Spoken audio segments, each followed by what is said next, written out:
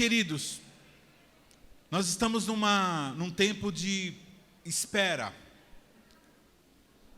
Nós estamos num tempo do quê? Espera. Espera do quê? Espera da nosso resgate. Espera da hora que o Senhor vir e nos levar embora.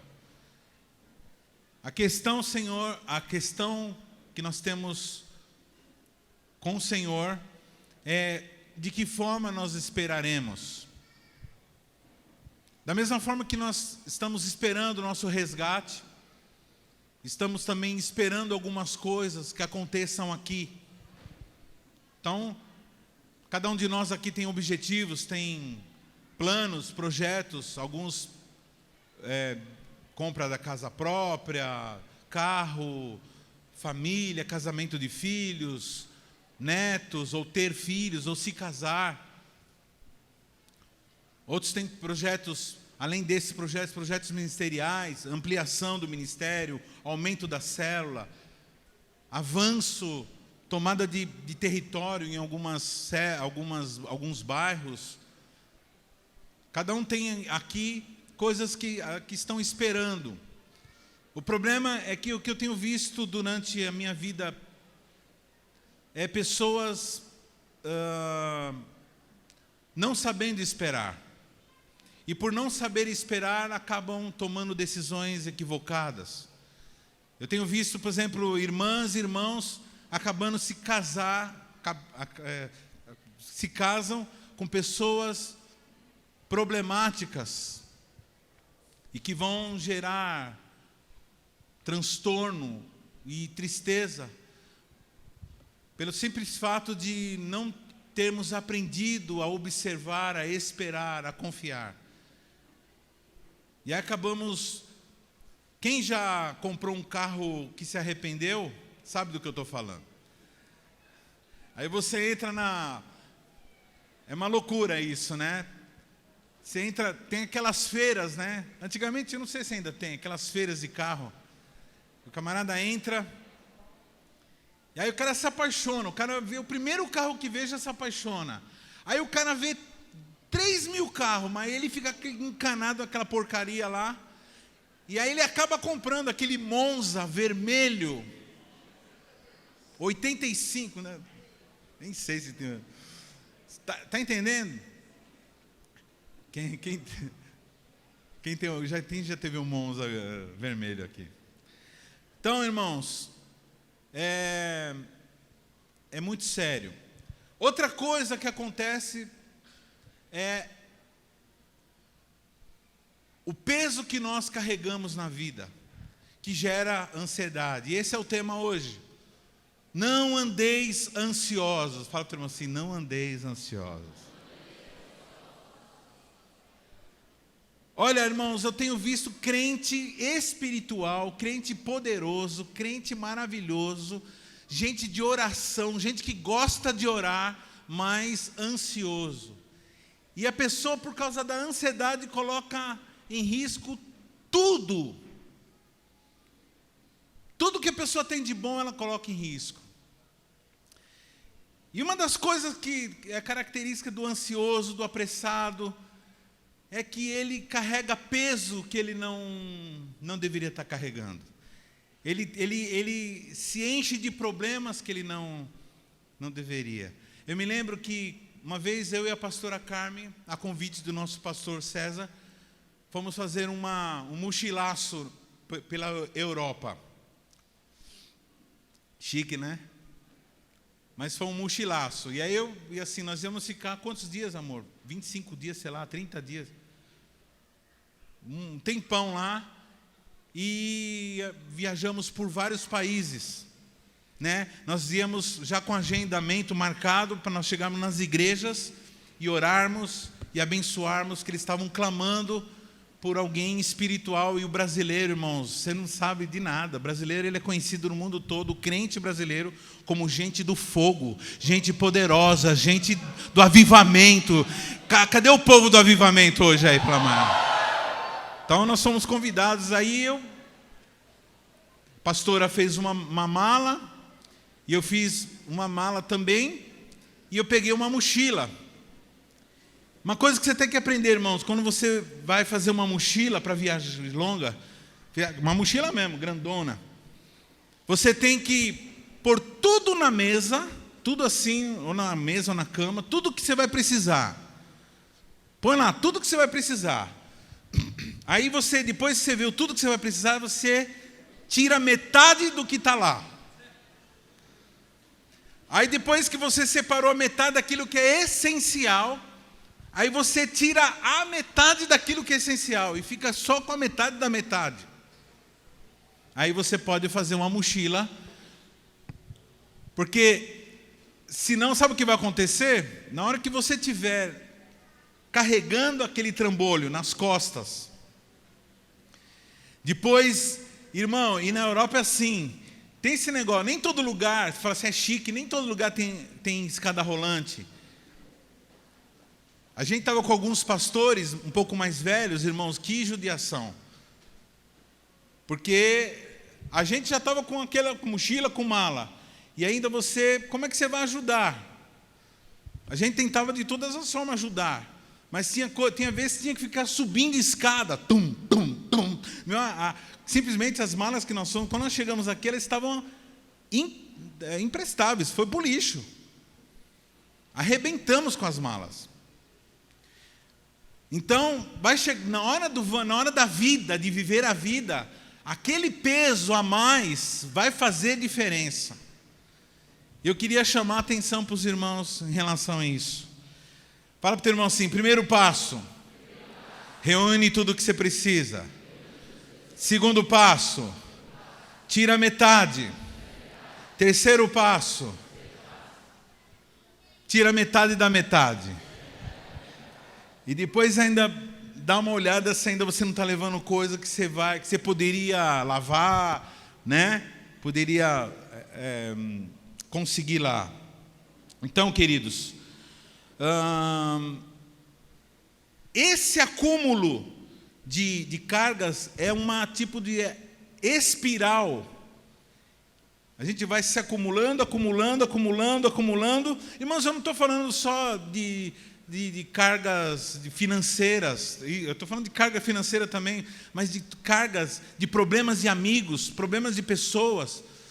Eu não posso falar nada porque, como pastor, eu acabo pegando carga mesmo.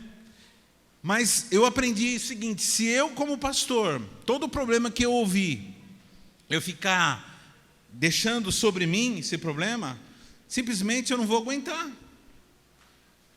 Então, por isso que eu tiro férias, por isso que o diabo odeia tanto as minhas férias. Porque mesmo conseguindo se livrar das cargas e procurando o máximo se livrar, a gente sempre fica com uma ou outra. Então, tem aquele momento de reciclagem. Fala assim, Senhor, o que eu estou dando importância muito para isso, pouco para aquilo. Olha só o que Provérbios 12, 25 diz. A angústia, tem outra tradução que está assim, o peso no coração do homem o abate, mas a boa palavra o alegra. Fala para o teu irmão assim, você veio hoje para tirar todo o peso das suas costas. Porque se você continuar carregando o peso financeiro, o peso emocional, o peso do problema dos outros, peso do problema dos seus pais, peso do problema dos seus filhos, peso do problema dos seus discípulos, peso do problema do governo, o que vai acontecer? Vai acontecer um processo de angústia que gera enfermidades.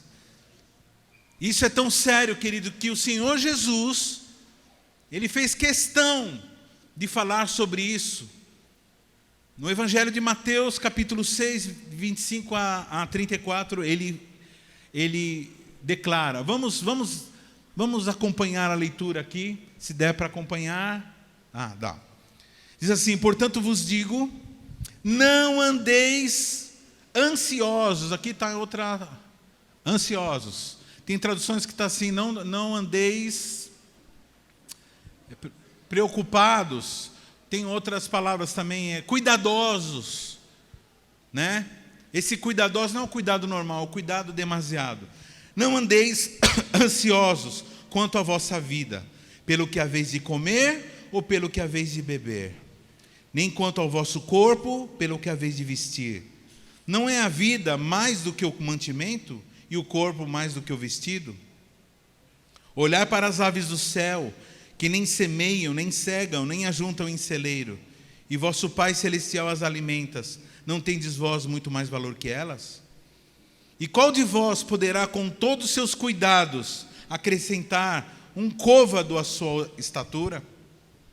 E quanto ao vestido, por que andais solícitos? Olhai para os lírios do campo, como eles crescem, não trabalham, nem fiam.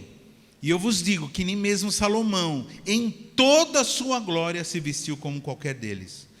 Pois se Deus assim veste a erva do campo, que hoje existe e amanhã é lançada no forno, não vestirá muito mais a vós, homens de pouca fé?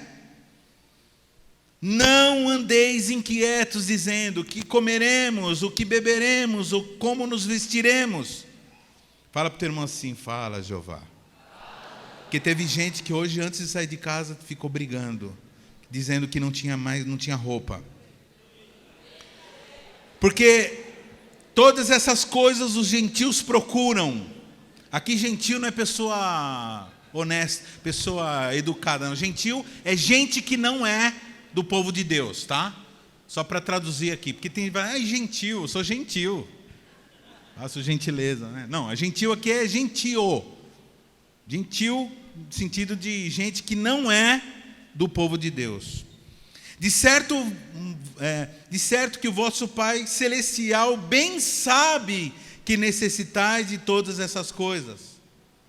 Mas buscai primeiro o reino de Deus e sua justiça, e todas estas coisas vos serão acrescentadas. Não vos inquieteis pelo dia de amanhã, porque o dia de amanhã cuidará de si mesmo. Basta a cada dia o seu mal. Não vi ninguém dizer aleluia, glória a Deus. Não vi ninguém falar assim: eita Jeová. Irmãos, podemos ir embora? Está tranquilo? Já podemos? Tranquilo. O sermão já foi dado? Irmão, a palavra é suficiente, mas a gente gosta de ficar, né, sofrendo mais, né? Vamos lá. Aqui Jesus está curando a gente da nossa propensão às preocupações. Irmãos, fala a verdade. Você conhece alguém aqui ansioso? Quem aqui se considera ansioso? Tem gente que acorda assim de manhã assim: ai meu Deus. Aí alguém fala assim: o que foi? Fala assim: eu estou preocupado. Preocupado com o quê? Porque hoje eu não descobri qual é a minha preocupação. Eu preciso saber qual que vai ser a preocupação que eu vou ter de hoje, porque hoje eu acordei sem preocupação nenhuma, então tem que ter alguma preocupação. Tem gente que acaba se acostumando. Você sabe por quê? A gente está brincando, mas não é brincadeira, é sério.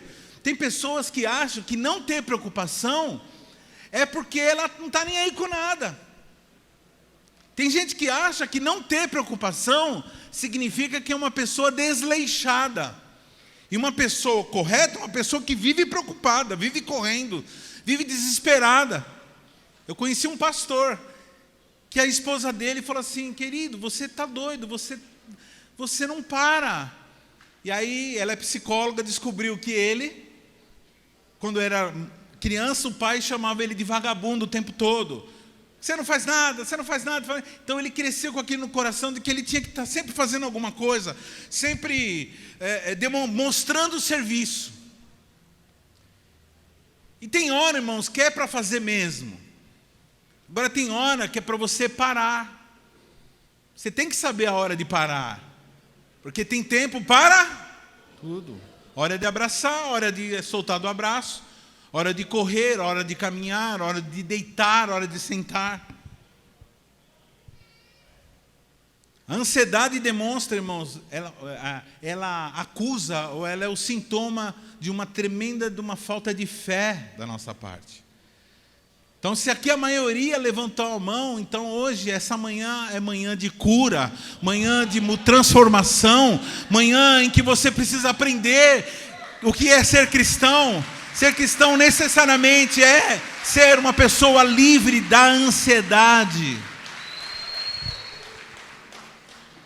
Fala para o teu irmão assim: Deus não se agrada de gente preocupada.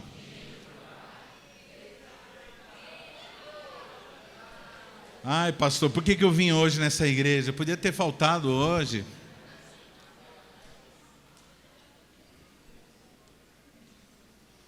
Pastor, mas como eu vou encontrar paz olhando para os recursos que eu tenho?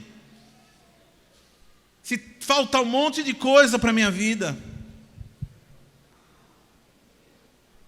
A gente olha para aquilo que falta e sente preocupação, ansiedade. Quem conhece pessoa assim que entra no carro com outro dirigindo e fica fazendo, vai devagar, vai não sei o que lá, vai não sei o que, e corre, agora não sei, você fez essa curva muito rápido, e não sei o que lá, pelo amor de Deus, e não sei o que. Eita, medo de morrer da bexiga. Não, pastor, eu não tenho medo de morrer, eu tenho medo de ficar aleijado.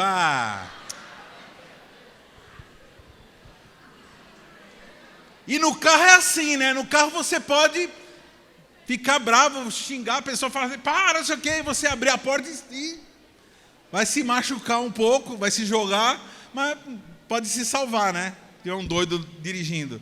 E no avião, por exemplo? Você nem vê o piloto. Eu descobri uma coisa. As pessoas não têm medo de avião. Fala para o teu irmão, as pessoas não têm medo de avião. Elas têm medo de morrer. Que avião é um aparelho, um negócio comum. É um pedaço, um monte de alumínio lá, com ferro, com motor. Não, eu não tenho medo de morrer, eu tenho medo de ficar aleijado. Não, não dá para ficar aleijado. O cara dissolve quando tem um acidente de avião. Avião não sobra nada, né, meu irmão? Só os caras da Chapecoense, né? Então, meu irmão, você senta lá na cadeira, fala para o teu irmão assim, senta, relaxa e vai embora. Ele não sabe se o piloto é doidão, se ele é islâmico, se ele é terrorista, o que ele é, meu? Ele tá lá, sentou, aproveitou. E é um medo, né? É um medo que as pessoas têm de serem enganadas, medo de ser tapeadas, medo de estar numa roubada, medo, né? E se eu tiver filho, como que vai ser nascer os filhos? Se vai nascer bom, se vai nascer com problemas, se vai nascer irmão? Não vai mudar nada. E se eu caso, pastor, com um homem que ronca? Esse dia eu estava falando para a irmã. Eu caso com um homem que ronca. Irmão, vamos lá, vamos por parte. Primeiro casa. Deixa eu avisar as irmãs, aí já tirar toda a ilusão. Vamos lá, vamos junto, todos os homens vão falar juntos. Ele nem sabe o que eu vou falar, mas ele sabe o que eu vou falar. Vamos lá, 1, 2, 3, já. Todo homem...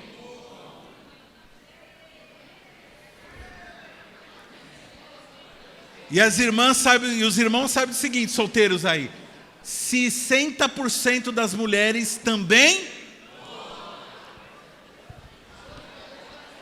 Pega uma mulher cansada aí, acabou de comer um sarapatel.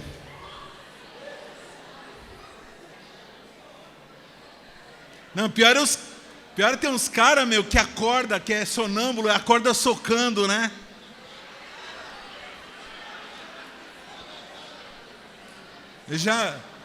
Pastor, meu marido está endemoniado.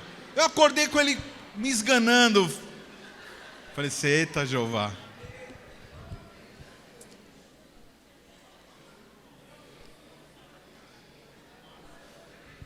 Pastor, e quando o problema, e quando as coisas não dependem de você, é exatamente isso. 90%, irmão, nós somos vítimas de decisão dos outros. Fala para o teu irmão assim, decisão dos outros não dá para mudar. As pessoas vão tomar decisão, vai te envolver e você vai se lascar junto. E não tem o que fazer. O que nós podemos fazer, irmãos, é orar, pedir para Deus ter misericórdia e para nos fortalecer, para que nós estejamos estruturados, para quando na hora que acontecer a parada, a gente está lá e ficar de pé. Porque Deus é soberano. Fala para o teu irmão assim, Deus é soberano. Irmão, nós tomamos decisões, nós somos responsáveis pelas decisões. Mas em primeira instância, acima de todos os universos e de todos os eventos, está Deus. Deus, Ele é soberano sobre toda a terra, sobre todos os planetas, sobre o universo. E todos os universos estão debaixo do controle de Deus. Você pode correr, a Bíblia diz, não depende de quem quer e nem de quem corre, mas de Deus que se compadece. É Ele que se compadece. Porventura, a coisa formada dirá para aquele que formou, por que me fizesse assim? Ou não tem poder do oleiro sobre a mesma massa fazer um vaso para a honra e outro para a desonra? Romanos 9. Leia Romanos 9, o capítulo inteiro, você vai ver. Vai parar de... Irmãos, se você estudar a palavra e ver quem é Deus e quem nós somos, amados por Deus, você vai parar de ser 333. Explica para o teu irmão o que é 333 aí. Qual o número da besta? 666, né? Então nós... Tem irmão que não é 66, é 333, é meio besta. O que é um meio besta? Meio besta é aquela pessoa que acha que tem controle. Aquelas mulheres que ficam controlando a família inteira, aqueles maridos que ficam controlando a família inteira. E controlando, não sei o que lá, não pensa assim, o que você está pensando? Quem já fez essa pergunta? O que você está pensando? O que está passando pela sua cabeça? É controlar até o pensamento dos outros, né? A base, irmãos, do ciúme doentio é essa. A preocupação, ela engrandece os problemas e diminui a Deus. Fala para o teu irmão assim, preocupação, ansiedade, engrandece o problema e diminui a Deus. Fala assim, grande preocupação, Deus apequenado. Fala para o teu irmão assim, meu Deus é grande. Então, irmão, se o seu Deus é grande, então a tua preocupação tem que ser pequena ou zero. Quem está entendendo o que está sendo falado nessa manhã aqui? O olhar de preocupação, o olhar de ansiedade, ele é uma ótica, é uma lente. O que o preocupado faz? Ele usa o microscópio, olha só, para observar as estrelas.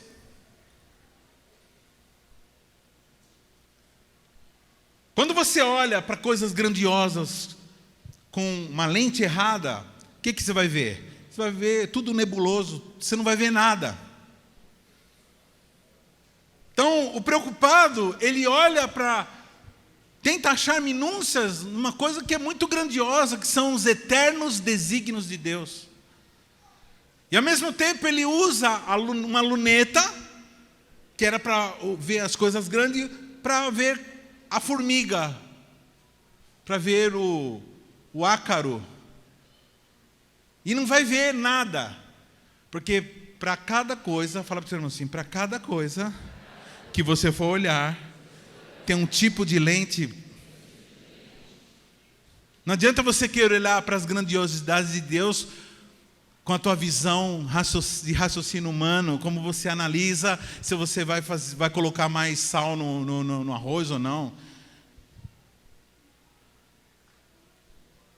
E quando nós olhamos, irmãos, para as coisas com os olhos da ansiedade, nós não vemos nada. Por isso que quando a pessoa não vê nada, ela vive apavorada, ela vive temerosa. Porque realmente, irmãos, é muito temerário uma pessoa quando ela não enxerga, porque ela tem medo de tudo. Quando uma pessoa não enxerga, ela não sabe se está vindo um perigo, ela não sabe, então ela fica apavorada, ela vive apavorada. Porque ela não tem a dimensão correta daquilo que está acontecendo. Fala para o teu irmão assim, que nessa manhã, Deus te dê a visão correta das coisas. E qual é a visão correta? Aquilo que Jesus fala: não andeis ansiosos pelo dia de amanhã. Irmãos, Jesus aqui, ele não está sugerindo para você viver assim, ele está ordenando. Ele está te dando uma direção. Não seja ansioso.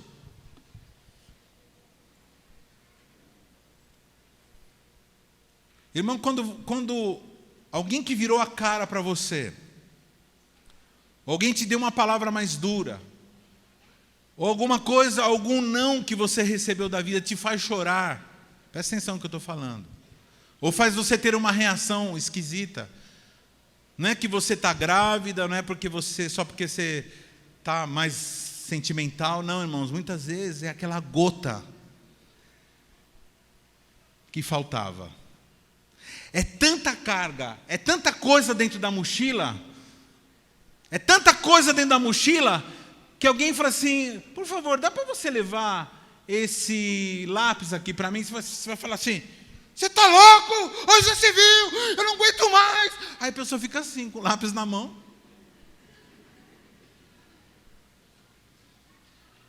Você está pensando que eu sou burro de carga? Você está pensando o quê? Eu sou uma escrava de todo mundo nessa casa. Eu quero morrer. Aí chega para o pastor e fala assim: pastor, eu não tenho paz, eu não tenho paz. Lógico que não tem paz. Aquela monte de carga. E aí um lápis, uma coisinha já é o suficiente. Porque a pessoa está esgotada, está sobrecarregada.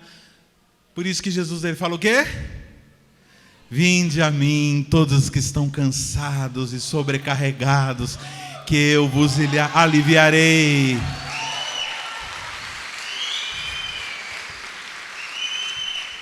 Lance sobre mim o teu peso, pega a tua mochila. Fala para o teu irmão assim: pega a tua mochila. Quantos já olhou para si mesmo e falou assim: esse não sou eu? Quantos já teve essa? Não. Por que eu tive essa reação? Sabe por que você teve essa reação? Porque é a gota que faltava, você deixou acumular. Então, irmãos, na hora que você vê que tem peso na tua vida, se tem algum peso, você anda carregando. E ainda, irmãos, além de a gente ter o peso normal da nossa vida, a gente fica se carregando de peso, de coisa fictícia.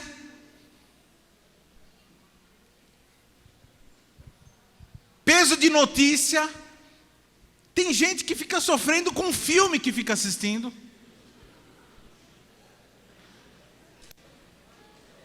Tem gente que sofre no Big Brother. Não, só a pessoa ficar perdendo tempo com o Big Brother, meu, já.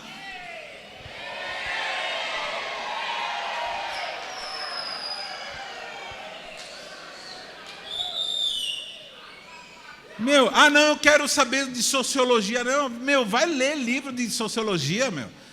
Vai estudar. Comportamento humano. Você quer conhecer, você quer ser fera em comportamento humano? Abre uma célula. Vai ter todo tipo de bicho lá.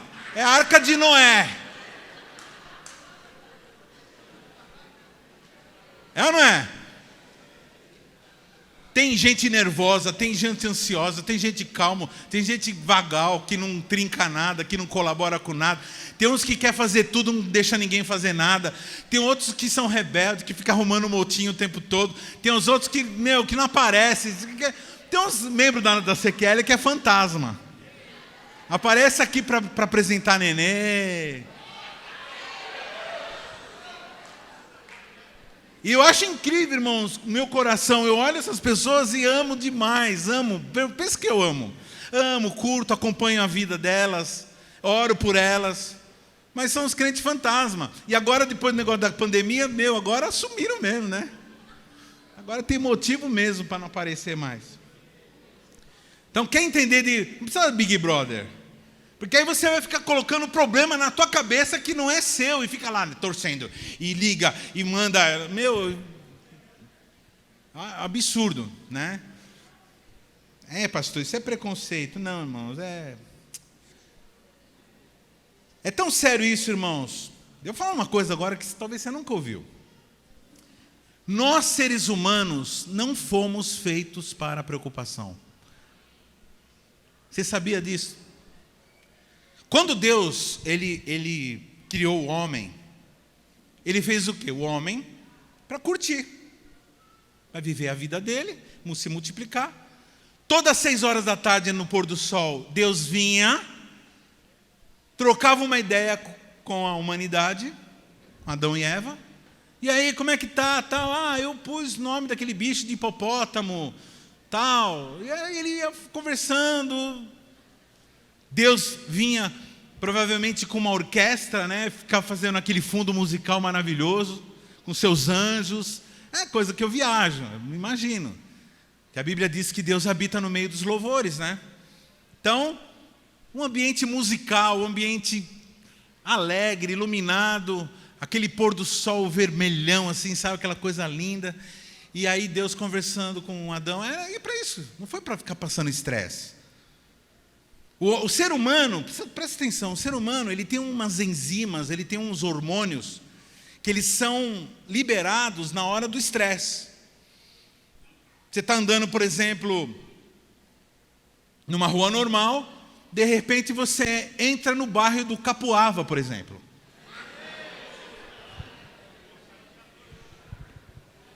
Aí já começa a liberar. Aí você entra no bairro que eu vou morar, no Parque Erasmo. Aí depois você entra no Ramalho. Aí começa a liberar, meu irmão, começa a liberar adrenalina. Nada, que esses bairros estão tudo tranquilo. Hoje está tranquilo, já foi ruim. Hoje está jóia. Você está entendendo? O nosso corpo, ele libera algumas coisas para você ficar alerta. E se acontece alguma parada, você poder correr. De repente, se você está andando, aparece um leão. Essa é a conversa do preguiçoso, né? Preguiçoso fala assim, de repente eu estou andando na rua e aparece um leão, né? Por isso que eu não vou trabalhar, né? Eu saio na rua, de repente aparece um Covid, né? Uma Mamonas assassina. Aí, então o nosso corpo, irmãos, ele não foi feito, ele foi feito para liberar, presta atenção no que eu vou falar. Ele foi feito para liberar, você resolve o problema e acalma. Mas ele não foi feito para você ficar ansioso. Nós não fomos feitos para isto. E a pessoa que ela vive dessa forma, fatalmente ela vai ficar doente. Pastor, quais sintomas? Anotei aqui, pesquisei e anotei. Palpitação no coração. Palpitação, coração pulsando forte ou acelerado.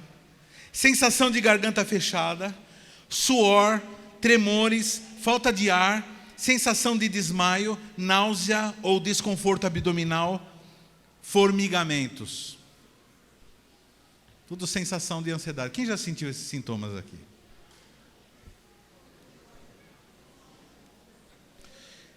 Esses são os sintomas.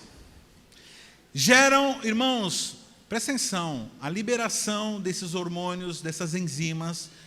A pessoa ansiosa. Vai chegar uma hora que ela vai... Primeiro ela vai sentir esses sintomas, depois ela vai começar a ter doenças. E tem alguns irmãos hipocondríacos aqui no nosso meio, que vai falar assim, eita, é tudo isso aqui, ai pastor, meu Deus, eu estou com tudo isso. Eu estou falando, irmão, para você prestar atenção no quão sério é a ansiedade. Estou falando para você ficar agora ansioso por causa da pregação sobre ansiedade. Agora você fica ansioso por ter descoberto que tem ansiedade. Então, irmão, faz assim, descobriu que tem ansiedade, lança sobre Deus as ansiedades, porque Ele tem cuidado da gente. Amém? Enfermidades cardiovasculares, dores de cabeças contínuas, úlceras, enfermidades no colo,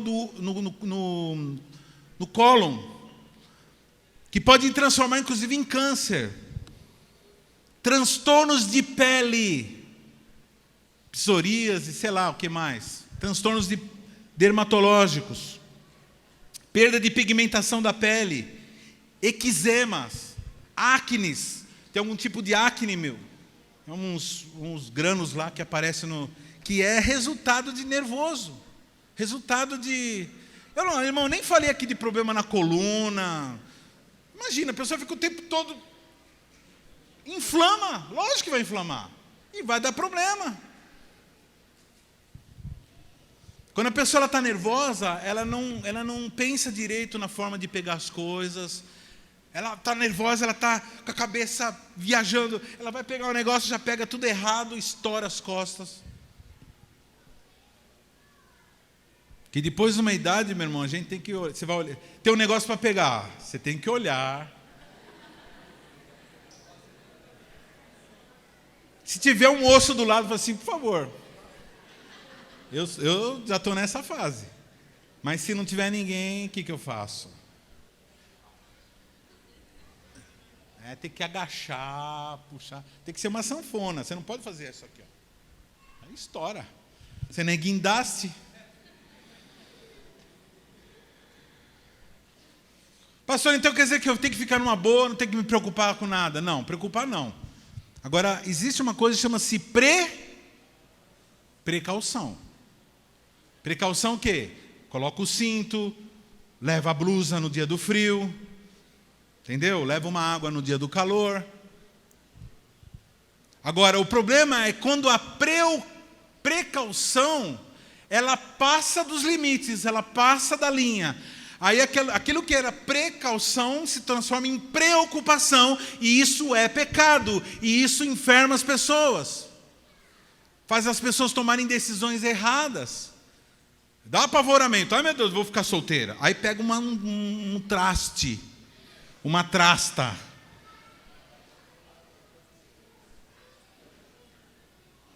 E depois vem reclamar com o pastor. Que Deus, vem reclamar de Deus para o pastor. É osso, meu.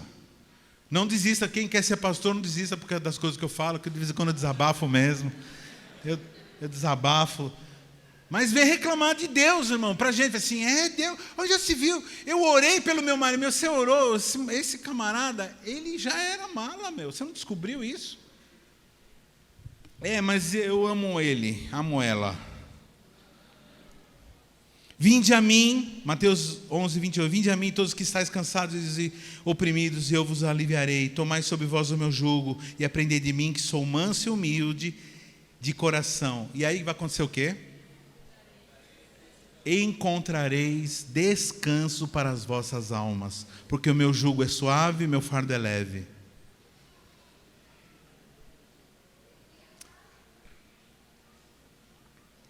Tem a segunda parte do Salmo 23, que é, ainda que eu andasse pelo vale da sombra da morte, mas também tem a primeira parte. Como que é? Vamos lá? O Senhor é meu pastor e nada me faltará. Deitar-me faz em verdes pastos, guia-me mansamente às águas tranquilas, refrigério. Interessante, né? Ovelha, irmãos. Quando Deus ele procura fazer uma ilustração de quem é o ser humano, ele usa essa figura animal chamada ovelha, né? Você não vai ver na Bíblia assim, vocês são os leões e eu sou o domador, né? Ou vocês são o rinoceronte e eu sou o Tarzan. Ele fala assim, vocês são as ovelhas e eu sou o pastor. Por que ele fala de ovelha, irmão? Porque ovelha, presta atenção, pensa num bicho estressado. É um bicho com pouca inteligência, com pouca visão e muito estressado. Ovelha é assim, irmão. Ovelha, para ela poder dormir, pensa num bicho que não dorme direito. Ovelha precisa estar tudo zerado, silêncio absoluto. Ovelha é assim, ela olha assim e vê duas ovelhas brigando. Ela já levanta a cabeça e faz.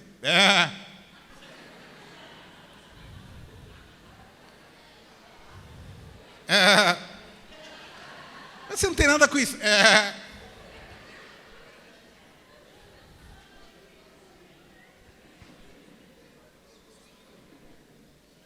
Aí tá lá a ovelha dormindo, aí vem um mosquito. Ela faz. As outras. Pronto, lascou tudo.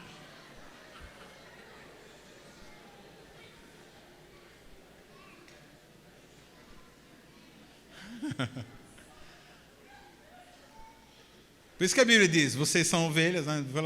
Eu sou rinoceronte, vocês são rinoceronte, eu sou o Tarzan, né? Não, nós somos ovelhas, irmãos.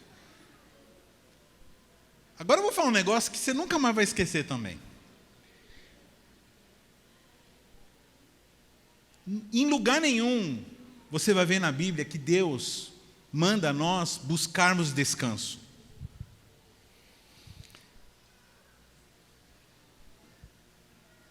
A Bíblia mostra, irmãos, o nosso pastor, Deus, Jesus, nos levando às águas tranquilas.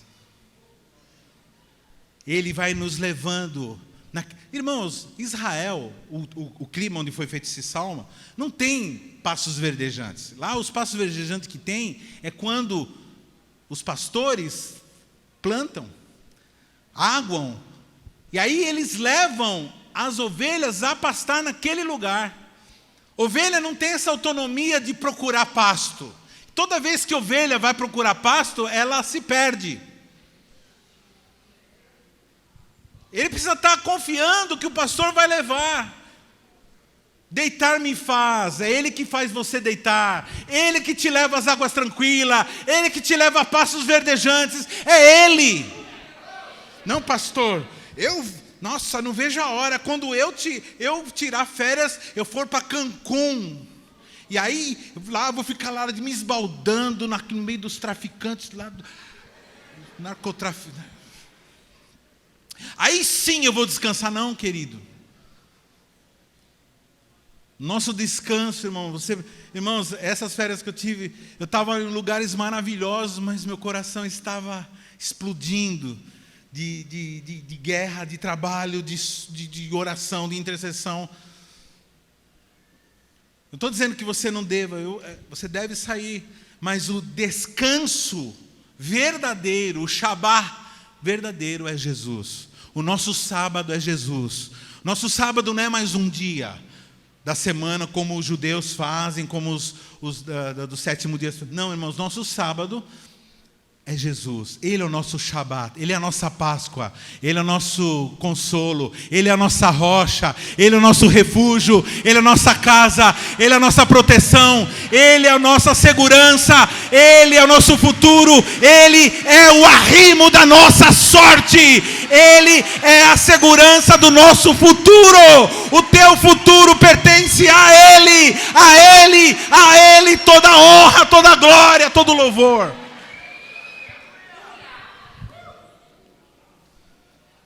Para perguntar assim para o seu irmão, como que você vai carregar as malas do seu irmão se as suas mãos estão cheias de malas?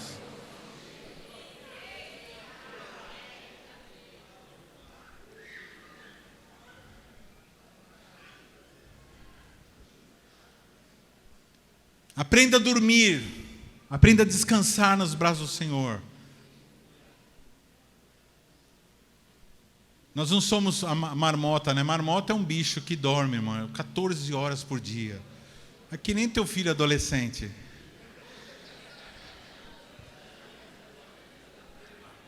Nisso a gente tem muito que aprender com os adolescentes, né?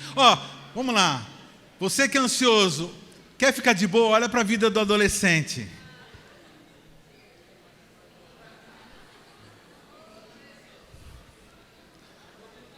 Mas dorme, hein? Pensa nos caras que dormem. Pastor, eu conheço um cara que está com 45 anos de idade e é adolescente ainda, então.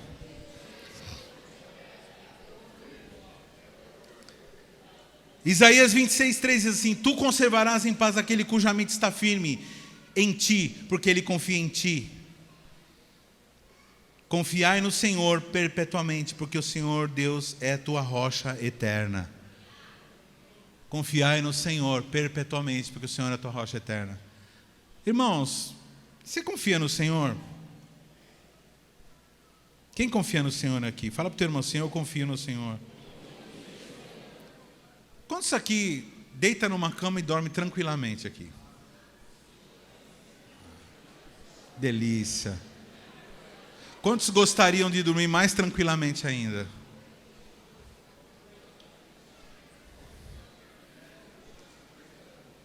Aí o coitado do ansioso consegue dormir, finalmente consegue dormir. Aí só que ele acorda de madrugada com vontade de ir no banheiro. Aí ele vai fazer xixi, na hora que ele começa a fazer xixi, aí começa lá, isso aqui, não sei o que lá. Aí pronto, acabou. Deita, não consegue mais dormir, perde o sono. Por quê? Porque está carregando cargas desnecessárias. Ai, Senhor. Irmãos,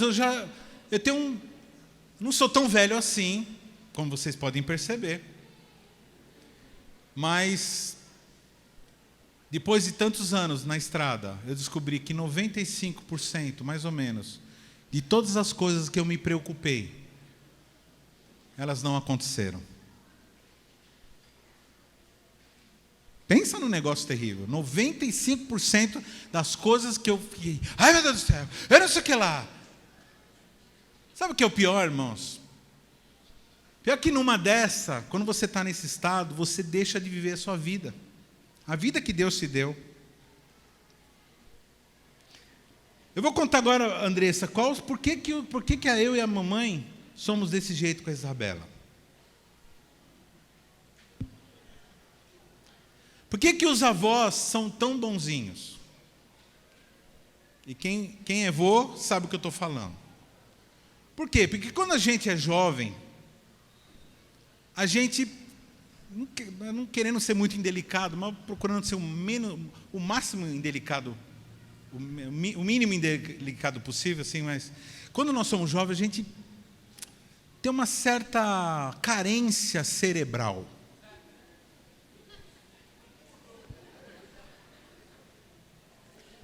E é terrível, né? Um pastor, uma igreja que 90% é jovem, falar isso tem que ser corajoso, né? Mas como os jovens aqui são jovens sábios, então eles falam assim, não, eu estou fora. Porque é sábio? Porque ouve os mais velhos. O que acontece, irmãos? Quando nós temos nossos filhos, a gente está numa idade ainda, 25 anos, 28, 30 e pouco. Então a gente está novo. A gente ainda não adquiriu essa sabedoria de não ficar se estressando com tudo. Então, mãe e pai, em geral, perde muito tempo com estresse. Eu me lembro que muitas vezes o Aron, a Andressa, me chamava para brincar. Vem brincar. Chuta a bola para mim. E eu estava lá. Não dá agora. Estou orando. Estou aqui com os problemas. E era verdade, não era mentira. Eu estava realmente com problema. Eu estava realmente estressado.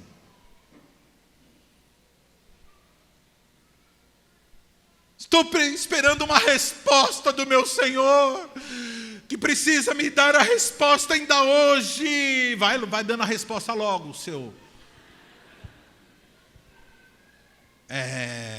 Como que é? Meu gênio, né? Da lâmpada. E os filhos estão lá, esperando. Quando a gente fica mais velho, aí vem os netos, o neto fala assim, joga a bola, avô. Você pode estar pensando o que for, você vai lá e faz. Por quê? Porque você descobriu a importância das coisas. Você descobriu a importância de você sair com o filho para pescar, para empinar um pipa, para dar uma volta, para ir jantar, para levar numa lanchonete. Você dá importância de uma conversa olho no olho. Você dá importância de sentar e conversar e ouvir as histórias. Hoje a gente conversa muito, né, Andressa? A gente conversa. Todos os assuntos. Por quê? Porque agora eu entendo a importância disso. Mas antes não. Eu vivia estressado e ansioso pelo dia de amanhã, o que vai ser, o que vai deixar de ser. Então os netos acabam sendo o quê? A oportunidade do ressarcimento. Você começa a querer ressarcir toda a nossa dívida que nós tivemos com os filhos. E aí eles ficam bravos com a gente. Falam assim, mas comigo você não era assim. Não era porque a gente era tonto.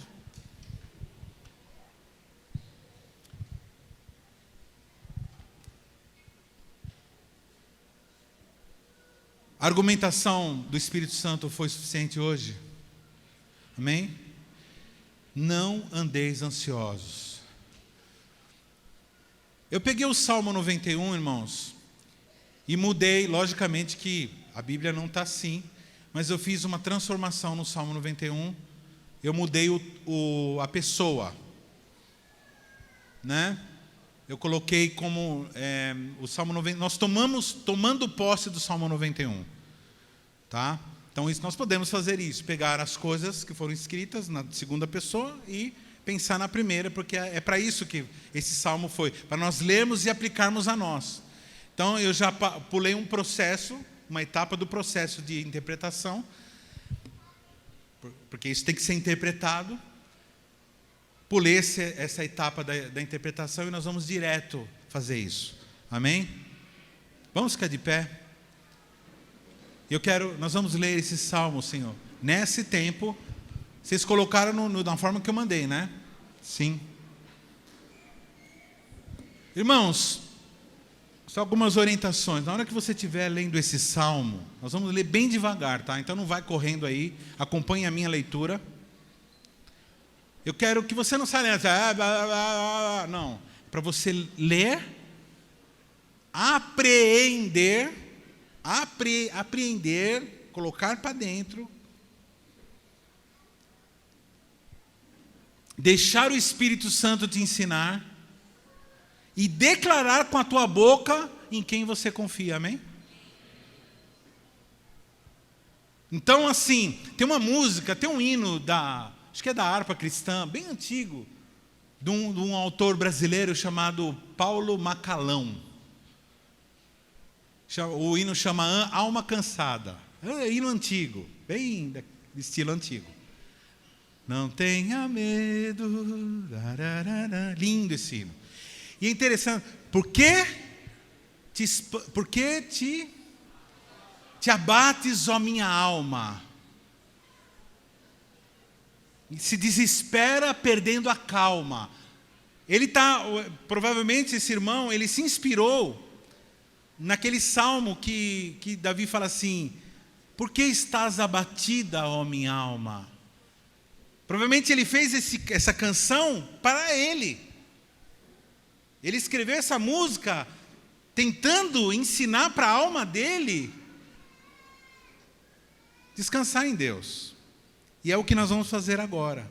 Aplica a tua vida, aplica a tua família, aplica o teu futuro, aplica aos teus projetos, ao teu ministério. Aplica. Vamos lá? 1, 2, 3 e já. Eu habito no esconderijo do Altíssimo, e à sombra do Onipotente descanso. Direi do Senhor, Ele é o meu Deus, o meu refúgio, a minha fortaleza, e nele confiarei. Porque Ele me livrará do laço do passarinheiro e da peste perniciosa. Ele me cobrirá com as suas penas, e debaixo das suas asas estarei seguro. A sua verdade é escudo e broquel. Não temerei espanto noturno, nem seta que voe de dia, nem peste que ande na escuridão, nem mortandade que assole ao meio-dia. 1000 cairão ao meu lado, 10.000 à minha direita, mas eu não serei atingido. Somente com os meus olhos olharei e verei a recompensa dos ímpios. Porque tu, ó Senhor, és o meu refúgio, o Altíssimo é a minha habitação. Nenhum mal me sucederá, nem praga alguma chegará à minha tenda, porque aos seus anjos dará ordem ao meu respeito, para me guardarem em todos os meus caminhos. Eles me sustentarão nas suas mãos, para que eu não tropece com o meu pé em pedra. Pisarei o leão e o áspide, calcarei aos pés o filho do leão e a serpente. pois que tão encarecidamente me amou. Também serei liberto, serei posto num alto retiro, porque conheci o seu nome. Eu o invocarei, e ele me responderá. Estará comigo na angústia, livrar-me-á, e ele será glorificado. Dar-me-ás abundância de dias, e me mostrará a minha salvação. Oh, glória, glorifica o Senhor. Ei, Deus bom. Pode sentar, querido. E para terminar, eu vou ler aqui, irmãos, um texto que eu escrevi no Facebook, nas redes sociais dessa semana. Eu quero terminar essa palavra, depois nós vamos tomar nossa ceia em paz.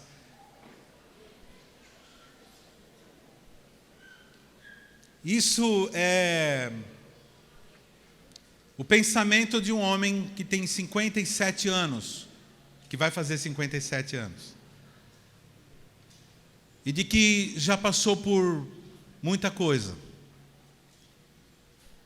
Aqui a maioria é uma igreja formada de gente com metade da minha idade, a grande maioria com menos da metade da minha idade.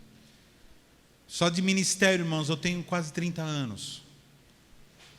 Na lida, vendo gente se estressando, gente se preocupando, gente metendo os pés pelas mãos, tomando decisões erradas. E aí, baseado nisso, eu escrevi esse texto. Se eu pudesse voltar no tempo, viveria com menos peso em minha mochila. De verdade. Pularia de paraquedas, comeria menos verduras e tomaria mais sorvetes. Que as crianças não nos ouçam. Eles estão lá, né? Comeria menos verdura e tomaria mais sorvetes. Andaria mais descalço até o começo do inverno. Sentiria a grama nos meus pés e brincaria mais na chuva. Correria mais riscos, falaria mais que eu amei do que eu detestei. Brincaria mais, seria mais engraçado, mais autêntico. Aproveitaria mais os tempos de folga. Comeria mais churrasco com os meus irmãos. E jamais perderia a oportunidade de falar daquele que me deu esta vida e a outra que logo, logo iniciarei. Quando eu falo logo, logo, assim, logo, logo no tempo de Deus, né? Aí pensa, pastor, acho que vai morrer, né? Não. Eu vou morrer, ou não sei. Jesus vai voltar antes. Mas no tempo que eu estou aqui, irmãos, eu não quero viver ansioso. Sério mesmo. Fala para o teu irmão assim, sério mesmo, irmão. Fala assim, não seja tolo. Não seja ansioso.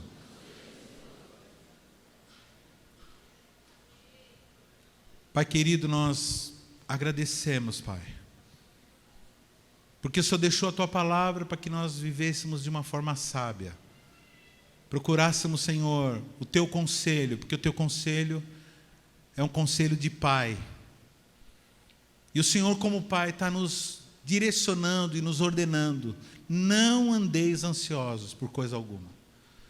Eu sei que todos aqui têm planos e coisas que estão fazendo, Senhor, que nós não sejamos desleixados, mas também que não sejamos ansiosos.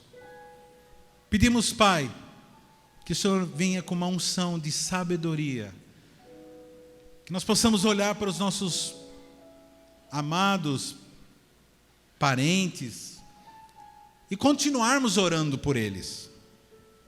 Não desistirmos, Senhor, de intercedermos, Senhor, para que o Senhor faça uma obra na vida deles. Não permita, Pai, que as notícias políticas nos tirem a fé que o Senhor está no controle. O Senhor é o dono do Brasil. O Senhor é o dono de Santo André. O Senhor é o dono de São Paulo.